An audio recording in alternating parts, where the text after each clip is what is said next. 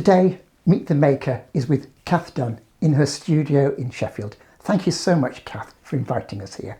And thank you very much for coming. My pleasure. Good, good. First of all, I thought it might be interesting for people to hear about your journey here. Where did you begin with your art journey?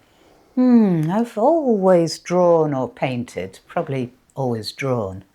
And originally I'm from Edinburgh, and I went through school and drew and left school and went into something completely different. So I went into agriculture and worked a little bit in the UK and then went off to Africa. Always kept the drawing going. What materials do you use for your painting? Because to a certain extent I began painting it in a domestic environment, I began with watercolour, as many people do, because watercolour doesn't ruin your carpets. And I still love watercolour. I'm looking over at the watercolours over there.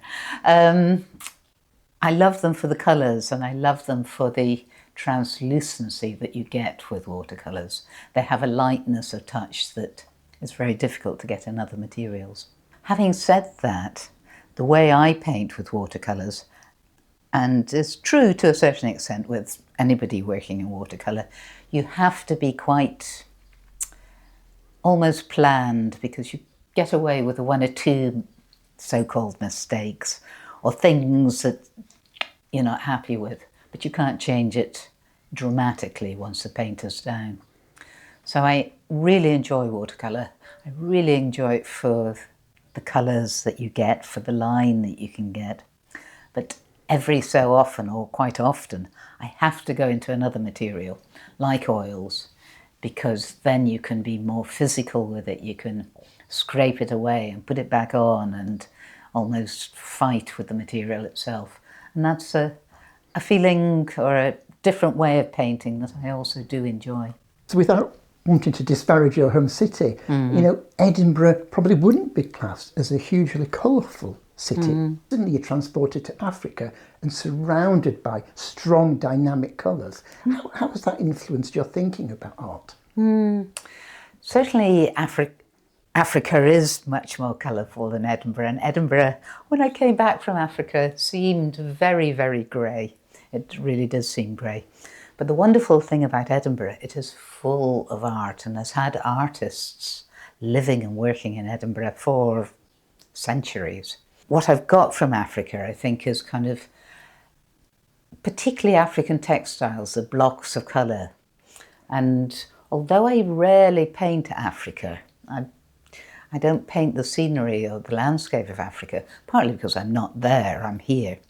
But the influence of the colours and the blocks of colours used in the textiles that people use for their own clothing or for hangings in the home, that is a definite influence from Africa.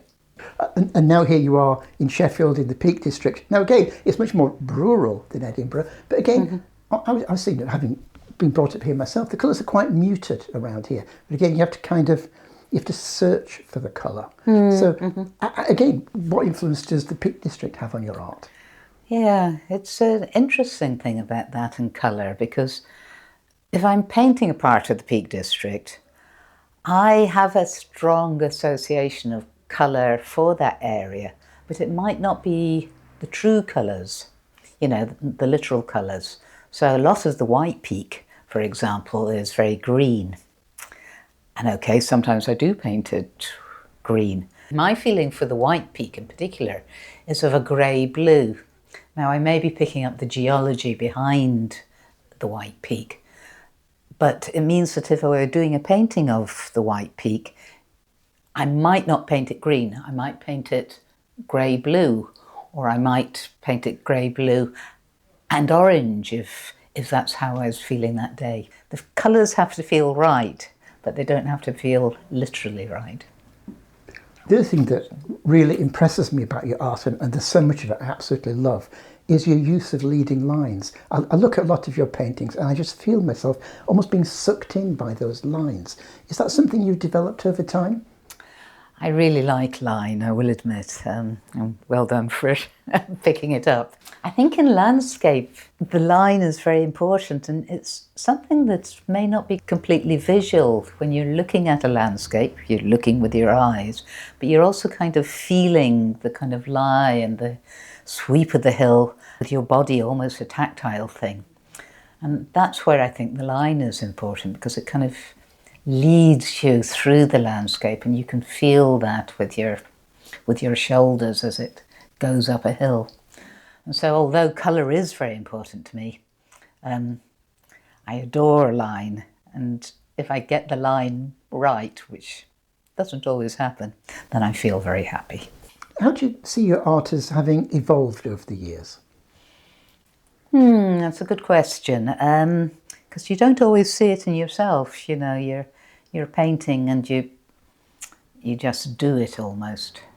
I think I am more independent. Yes, I hope this sounds right. I think I'm more independent in thought. When you begin, you are more aware of the people looking over your shoulder and what are they thinking about what you're doing. And as time goes on, you follow your own path with much greater certainty, and therefore my art has evolved, and it's probably evolved to be more me than it was at the beginning. However, it's not a linear process. Actually, you make leaps forward, and you have a patch of light that you've really enjoyed catching, and then you lose it again, and you go backwards, and then you have to find it all over again. What does the future hold for your art development? To a certain extent, I do work in series, and I've had various series. At the moment, I'm working on a series based on Minninglow Hill, which is an ancient burial site in the White Peak. So I do work in series, but moving forward, I think I'd like to work in series more clearly. I have a couple of residencies coming up in the next 13 months. So I have one in Cornwall, right down at Cape Cornwall. Little cottage overlooking the sea, amazing position. So it would be very nice if a series of work came out of that residency. I mean, it'll be mainly sketching while I'm on the residency with one or two paintings, but then to develop those into paintings when I return to Sheffield. And the other residency is linked to the Piers Art Centre, and it's in Orkney, where the light is wonderful. The light is wonderful in the Peak District, the light is wonderful in Orkney, and the light is wonderful in Cornwall, so I'm very lucky. Anyway, so in Orkney, I went there last year, and I'd begun a series. There's one on the wall here, but the other three are actually at the framers, and I have one unfinished over there. When I return to Orkney, I'd be very pleased to have a body of work that came out of the experience of the ancient stones and the ever-changing light of Orkney. It's almost from, in a sense, it's one extreme to the other, Orkney, Cornwall, but they're both very much that West historic, ancient kind of landscape, isn't it? Funny enough, I would agree entirely with the sentiment behind that. Strangely enough, Orkney is actually probably due north or even slightly east. And it's also with Minninglow, they all have ancient connections. So there are many, many ancient, prehistoric sites in Cornwall. Minninglow is a prehistoric site here, and Orkney, you trip over them. So lots and lots. And I guess what I enjoy about that connection is not so much Well, yeah, I think it's just, I like the continuity, the fact that people have been using this landscape going back centuries, and this particular part of the landscape has been important to them, you know, going back centuries. And now by painting it, it's important to me. So I like that kind of connection going back to these ancient people who, of course, I will never meet, but I can feel their presence. So as I said, I'm working on a series based on Minninglow Hill in the Peak District at the moment. So I've been to Minninglow many, many times, and I will continue to go. And I've got a number of sketches from there. So me personally, if the drawing at the beginning is too good, too precise, too beautiful a drawing, then I don't like turning, I can't turn it into a painting because I've said what I want to say. So the drawing has to be quite loose for me. When I'm beginning a painting, from my sketches and from my photographs and having thought about my writing notes, I draw extremely loosely. I paint quite tightly with watercolour, but my drawing is extremely loose. There are some shapes within here that I like more than others, and it's with the paint that I pick out the colours that I like, or the shapes rather that I like. We talked earlier a little bit about colour, and I don't want to be too literal with the colour, and the colour that I feel for Minninglow is a kind of pale grey blue, so I'm going to try and mix a pale blue. Now then, I'm going to put that away and find some colours that I like. I think we'll put the colours there. A almost orangey brown is what I'm looking for. I have a lot of paints here, but for many, many, many years my watercolours were kept in a very untidy bag, and for, I don't know, 20 years that's how I kept them.